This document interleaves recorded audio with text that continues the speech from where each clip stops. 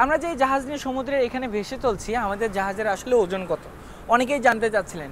আমি যদি আপনাদের একটা আনুমানিক ধারণা দেই বোঝার সুবিধার জন্য, আমাদের জাহাজে যেহেতু আমরা কন্টেনার নিয়ে যাই, এটা তো জানেন, এই যে কন্টেনারগুলো এখানে রাখা, আমাদের জাহাজের টোটাল ক্যাপাসিটি হচ্ছে আমরা প্রায় এরকমের কন্টেনারগুলো 4500টা ম্যাক্সিমাম একসাথে নিয়ে পৃথিবীর এক প্রান্ত থেকে অপর প্রান্তে যেতে পারি। তো একটা কন্টেনার ওজন যদি 4500 কেজি, 4000, আমাদের জাহাজের ক্যাপাবিলিটি যদি 4500 কন্টেনার নেওয়ার হয়, প্রতিটা কন্টেনারের ওজন কত?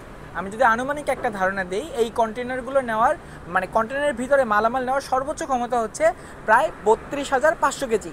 একটা কন্টেনারের ভিতরে যদি সর্বোচ্চ 32,500 কেজি মালামাল নেওয়া যায়, তাহলে 4,500 কন্টেনারের কত কেজির মালামাল নেওয়ার ক্ষমতা থাকে সেটা বুঝতে পারছেন।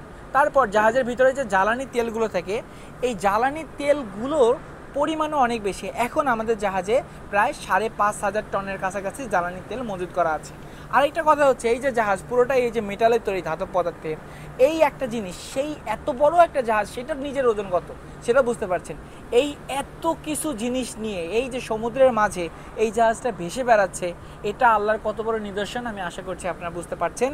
তো এতক্ষণ সাথে ছিলাম আমি হৃদয়। ফেসবুক, ইউটিউব, টিকটকে হৃদয় দ্য সেলর লিখে সার্চ করলে এরকমের অদ্ভুত যে জিনিসগুলো আপনাদের থেকে অজানা সেগুলো সম্পর্কে জানতে পারবেন। আমি সবসময় এই ভিডিওগুলো আপনাদের দেখার চেষ্টা করি। ধন্যবাদ, আসসালামু আলাইকুম।